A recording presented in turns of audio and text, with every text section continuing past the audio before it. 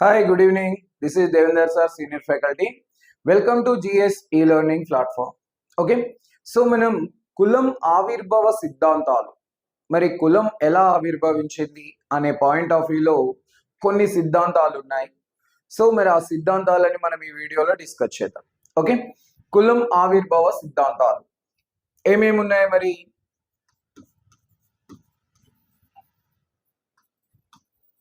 ఆవిర్భావ సిద్ధాంతాలు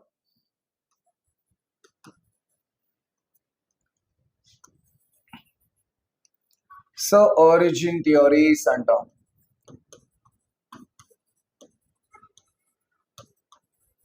theories of caste. Okay, origin theories of caste. కాబట్టి మరి కులం ఆవిర్భావ సిద్ధాంతాలకు సంబంధించి ఏమేమి ఉన్నాయి, కులం ఎలా ఆవిర్భవించి ఉంటుంది అనే పాయింట్ ఆఫ్ వ్యూలో ఇక్కడ సో నెంబర్ 1 సిద్ధాంతం ఏమని చెప్తోంది మనకి ఇక్కడ? Divine theory.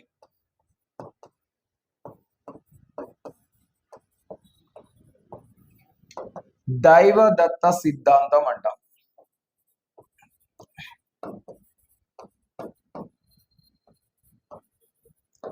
సో దైవదత్త సిద్ధాంతం, divine theory.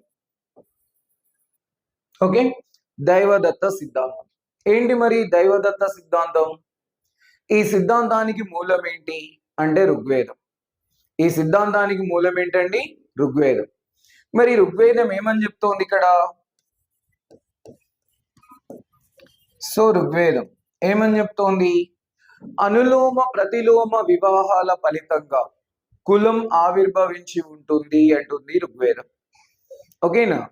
Caste which is an result of the hypogamy and hypergamy practices in the society అంటుంది. ఓకేనా? సో హైపోగామి హైపర్గామి ప్రాక్టీసెస్ వల్ల ఏర్పడిన ఫలితమే కులం అంటుంది. అంటే అనులోమ వివాహాలు ప్రతిలోమ వివాహాల వల్ల కుల వ్యవస్థ ఆవిర్భవించి ఉంటుంది అని చెప్తోంది ఋగ్వేదం. సో కాబట్టి సింపుల్ గా రాసుకుంటే అనులోమ వివాహం.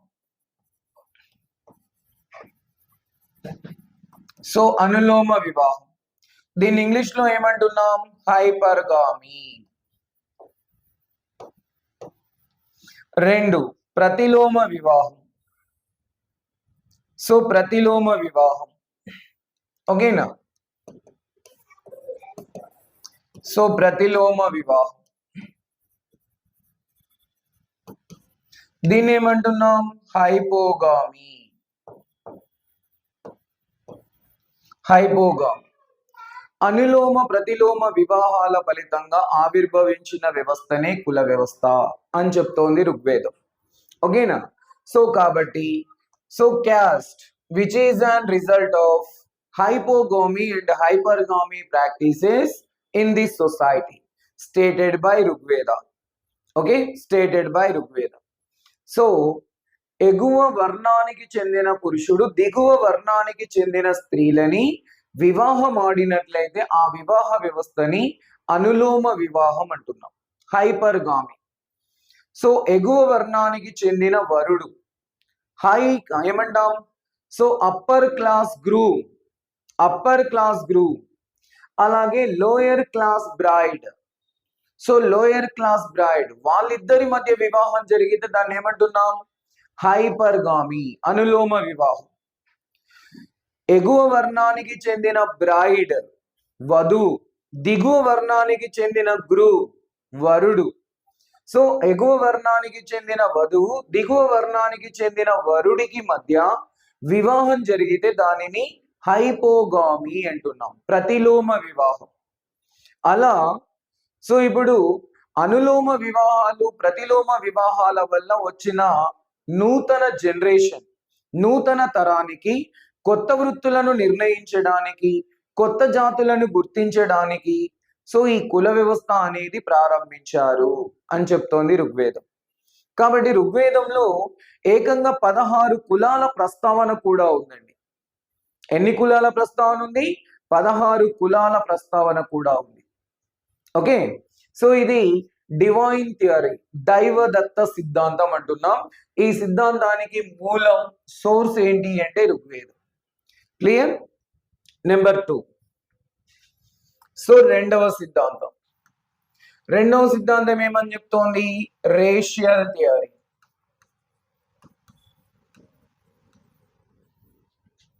జాతి సిద్ధాంతం.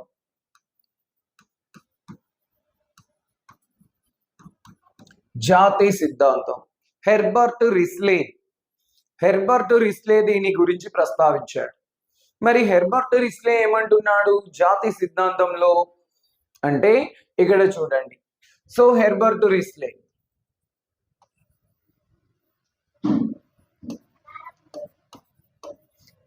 హెర్బర్ట్ రిస్లే ప్రకారం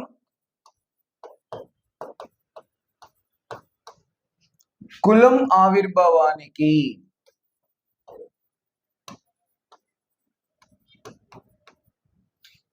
ఆవిర్భావానికి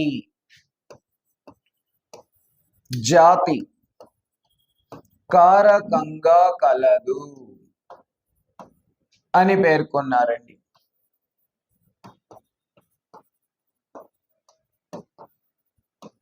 ఓకే అని పేర్కొన్నారు. అంటే రిస్లే గారు ఏమని చెప్తున్నారు ఇక్కడ? ఒకే జాతికి చెందిన ప్రజలు, మరి ఆ జాతిలో జనాభా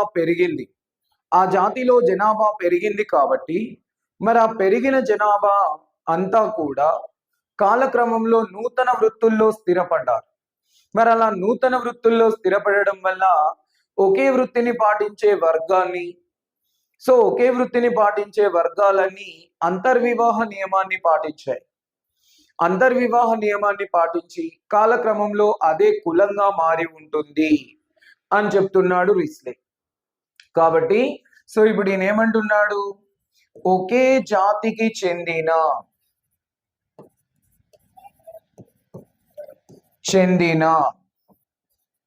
ప్రజలు వారి జనాభా పెరిగి నూతన వృత్తుల్లో స్థిరపడడం ప్రారంభమైంది. సో నూతన వృత్తులలో స్థిరపడడం ఫలితంగా అంతర్వివాహ నియమాన్ని పాటించి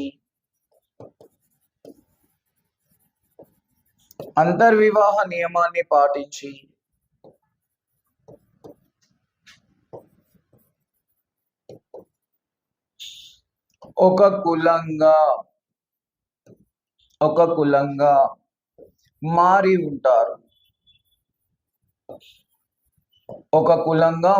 ఉంటారు. అంటున్నాడు రిస్లే. ఓకేనా? హెర్బర్ట్ రిస్లే ఈ విధంగా చెప్తున్నాడండి. కాబట్టి సో హెర్బర్ట్ రిస్లే ప్రకారం కులం ఆవిర్భావానికి జాతి కారణం. ఎందుకంటే ఒకే జాతికి చెందిన ప్రజలలో కాలక్రమంలో జనాభా పెరిగిన జనాభా నూతన వృత్తుల్లో స్థిరపడడం ప్రారంభమైంది. నూతన వృత్తుల్లో స్థిరపడడం వల్ల ఒకే వృత్తిని పాటించేవారు అంతర్వివాహ నియమానికి కట్టుబడి ఉండటం వల్ల కాలక్రమంలో వాళ్ళే ఒక కులంగా మారి ఉంటారు అని చెప్తున్నాడు Herbert Risley. The people of India అనే గ్రంథంలో ఈ విషయాన్ని పేర్కొన్నాడు Herbert Risley. Okay. So third one వచ్చేసి చార్లెస్ నెస్ఫీల్డ్. మరి నెస్ఫీల్డ్ అనే వ్యక్తి వృత్తి సిద్ధాంతాన్ని ప్రస్తావించాడండి. ఏంటది? వృత్తి సిద్ధాంతం.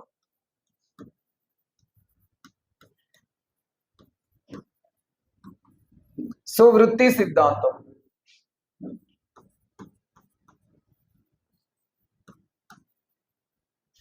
ఆక్యుపేషనల్ థియరీ ఎవరు ప్రస్తావించారంటున్నాం? చార్లెస్ నెస్ఫీల్డ్.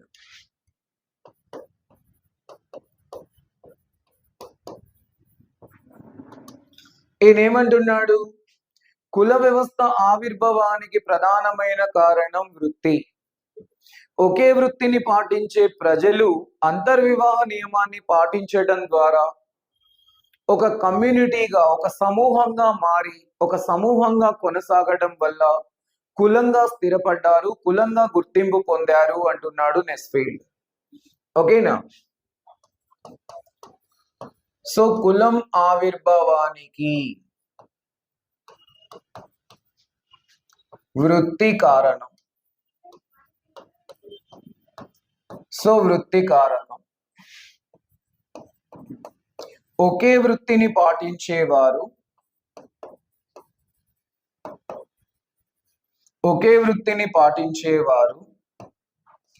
అంతర్వివాహ నియమాన్ని పాటించడం ద్వారా అంతర్వివాహ నియమం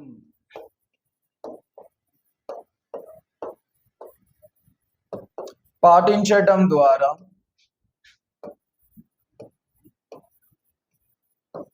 ఒక సమూహం లేదా కులంగా స్థిరపడ్డారు అని పేర్కొన్నారు నెస్ఫీల్డ్. ఓకేనా? అంటే occupation which is caused to emergency of caste stated by Charles Nesfield according to occupational theory. ఓకేనా? Occupational theory. కాబట్టి సో ఇది వృత్తి సిద్ధాంతం, చార్లెస్ నెస్ఫీల్డ్ చెప్తున్న వివరణ ఇది. క్లియర్? నెక్స్ట్ ఫోర్త్ వన్ వచ్చేసి భౌగోళిక సిద్ధాంతం.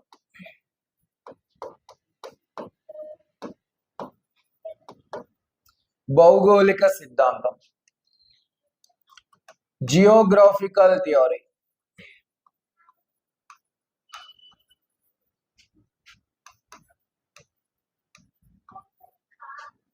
జియోగ్రాఫికల్ థియరీ, భౌగోళిక సిద్ధాంతం అంటున్నాం.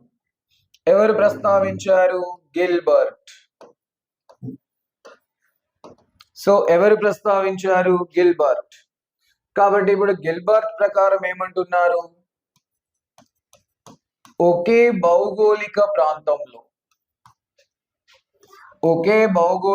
ప్రాంతంలో జీవించే ప్రజలు అంతర్వివాహ నియమాన్ని కొనసాగిస్తూ కులంగా మారి ఉంటారు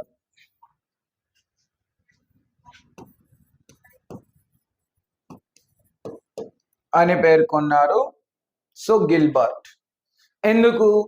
ఒకే భౌగోళిక ప్రాంతంలో జీవించే వారి ఆహారపు అలవాట్లు, వేషధరణ, వృత్తి, జీవన విధానం ఇవన్నీ ఒకే రకంగా ఉంటాయి. కాబట్టి సో ఇప్పుడు వాళ్ళందరూ అంతర్వివాహ నియమాన్ని పాటించినట్లయితే ఆటోమేటిక్ గా వాళ్ళ మధ్య వివాహ బంధాలు ఏర్పడి, బంధుత్వాలు ఏర్పడి ఒక సమూహంగా మారుతారు.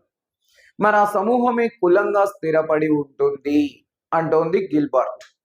కాబట్టి so geographical area or residential area which is caused to emergency of caste in the society stated by Gilbert. Okay na? Stated by Gilbert. Ade geographical theory. Okay na? So ika aidava siddhantam,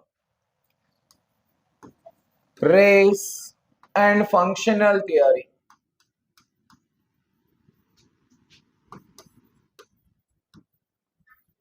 race and functional theory, జాతి మరియు వృత్తి సిద్ధాంతం.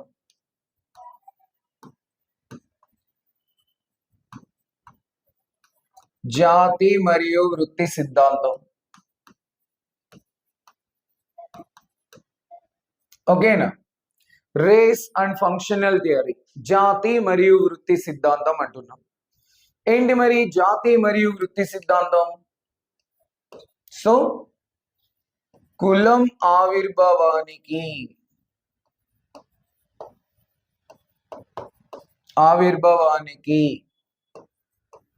జాతి మరియు వృత్తి మరియు వృత్తి కారకాలుగా కలవు.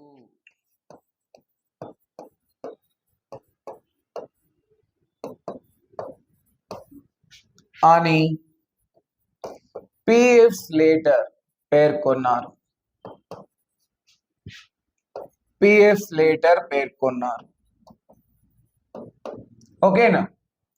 సో కులం ఆవిర్భావానికి జాతి మరియు వృత్తి కారకాలుగా కలవు అని పిఎఫ్ స్లేటర్ పేర్కొన్నారండి. ఎవరు? P F Slater. క్లియర్?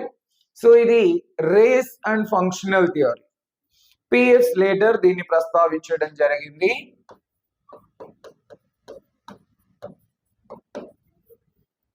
సో ఇక sixth one mana theory.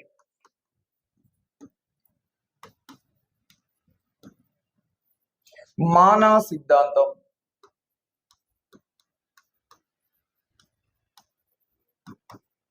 So మానా సిద్ధాంతం ఏమని చెప్తోంది మానా సిద్ధాంతం? సో ఎవరు ప్రస్తావించారు? హట్టన్. సో మానా సిద్ధాంతాన్ని ప్రస్తావించిన వారెవరు? హట్టన్. సో మరి హట్టన్ గారు చెప్పినట్టు ఏమంటున్నారు? హట్టన్ మానా అనగా సూపర్ పవర్. సో మానా అనగా సూపర్ పవర్.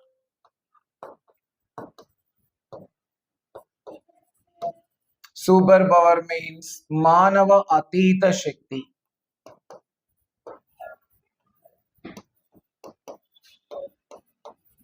సో మరి మానవ అతీత శక్తి మనకు మంచి చేసినట్లయితే గాడ్ అని, మనకు చెడు చేసినట్లయితే గోస్ట్ అని పిలవడం జరుగుతుంది ఇక్కడ.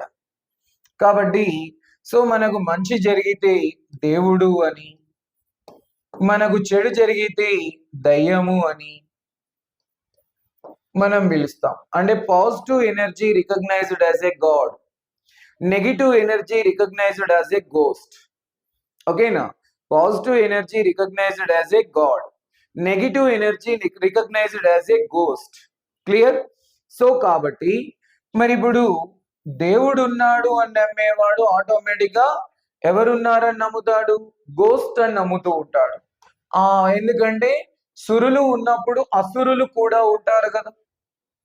కాబట్టి సో మరి విశ్వాసం, దీన్ని ఏమంటాం? బిలీఫ్స్. మరి బిలీఫ్స్ ఏవైతే ఉన్నాయో ఈ బిలీఫ్స్ ని సో ఒకే రకమైన విశ్వాసాలు, ఒకే రకమైన నమ్మకాలు కలిగిన వారు అంతర్వివాహ నియమాన్ని పాటించడం వల్ల కులంగా మారి ఉంటారు అంటున్నాడు హట్టన్. ఓకేనా? కాబట్టి ఇప్పుడు వేరే స్టేట్మెంట్ ప్రకారం ఏమనొచ్చు? ఒకే విశ్వాసం,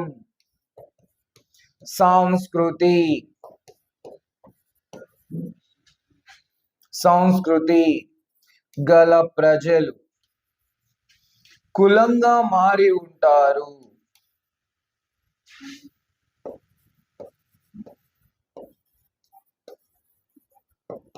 కులంగా మారి ఉంటారు అని పేర్కొంటున్నాడు ఎవరు?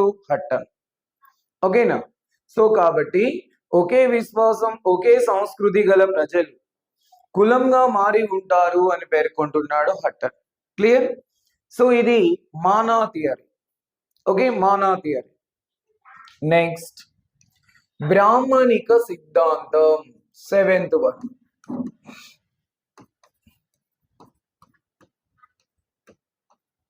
బ్రాహ్మణ థియరీ.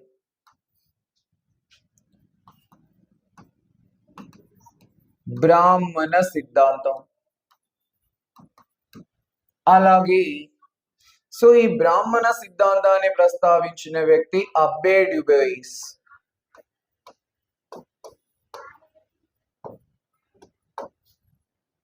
సో ఇదే సిమిలర్ స్టేట్మెంట్ ని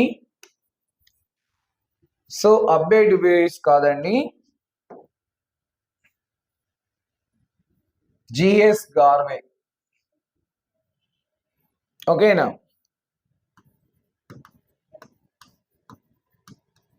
బ్రాహ్మణ సిద్ధాంతాన్ని ప్రస్తావించారు.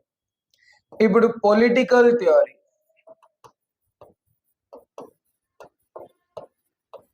పొలిటికల్ థియరీ రాజకీయ సిద్ధాంతం.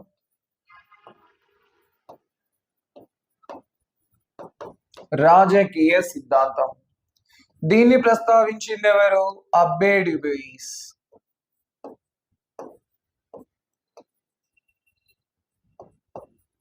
ఓకేనా? అబ్బే డ్యూబోయిస్. మరి ఇప్పుడు వీళ్ళిద్దరు ఇచ్చిన స్టేట్మెంట్ ఒకటే. ఏంటి? సమాజంలో కులాన్ని ప్రారంభించింది బ్రాహ్మణుడే అంటుంది వీళ్ళిద్దరి వాదన కూడా. కాబట్టి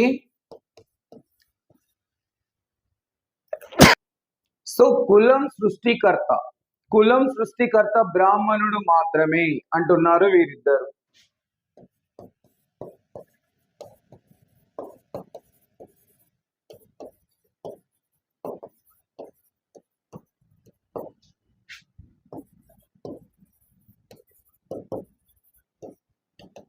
ఓకేనా?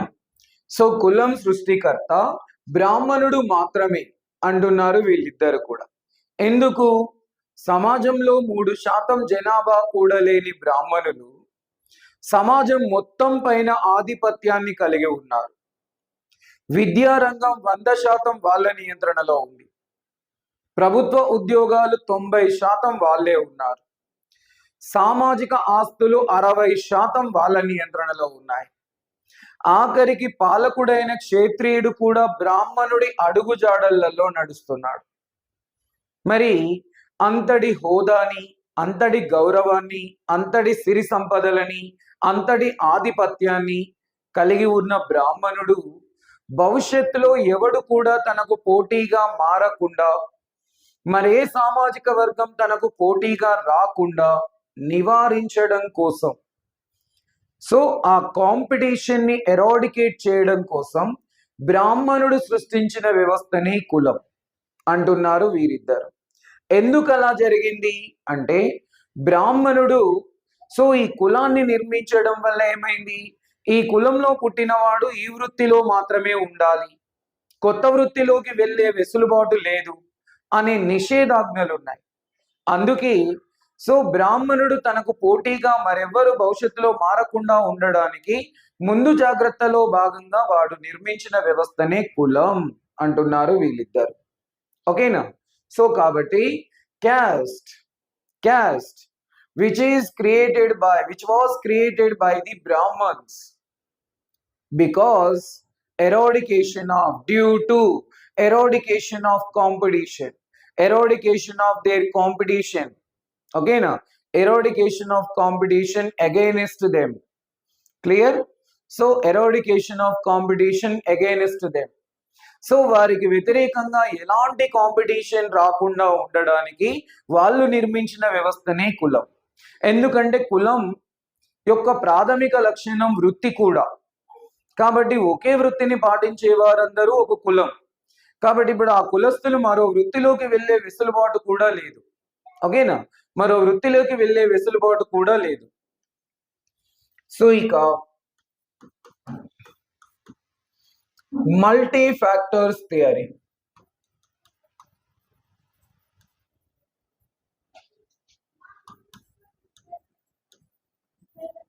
బహుళ కారక సిద్ధాంతం.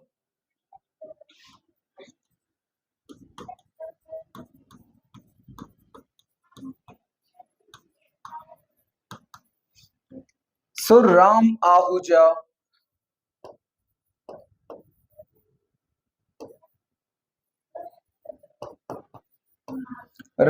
ఆహుజా, అలాగే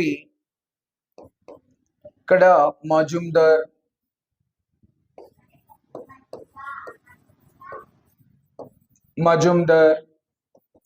అలాగే ఏసీ రాయ్ వంటి వారు. సో కులం పుట్టుకకి బహుళ కారకాలు ఉన్నాయి. సో ఒక టైంలో రేస్ అయి ఉండొచ్చు, జాతి, ఒక టైంలో వృత్తి అయి ఉండొచ్చు, అలాగే జిఎస్ గార్వే, అబ్బే డ్యుబేస్ చెప్పినట్టు బ్రాహ్మణుడు కూడా అయి ఉండొచ్చు, గిల్బర్ట్ చెప్పినట్టు భౌగోళిక పరిస్థితులు కూడా అయి ఉండొచ్చు. కాబట్టి సో ఏ ఒక్క దాని వల్ల కులం పుట్టింది, కులం ఆవిర్భవించింది అని నమ్మడం కంటే, కులం ఆవిర్భావం అనేది సో ఒక పరిణామ క్రమం కాబట్టి, అదొక ఎవల్యూషనరీ ప్రక్రియ కాబట్టి ఖచ్చితంగా మనం ఏమని భావించాలి అంటే, సో కులం పుట్టుక అనేది బహుళ కారకాల వల్ల ఆవిర్భవించింది అని ప్రకటించారు. ఓకేనా? సో ఇవి కులం ఆవిర్భావ సిద్ధాంతాలు, వాటికి సంబంధించిన వివరాలు. Clear? Thank you. Please subscribe our channel and support me.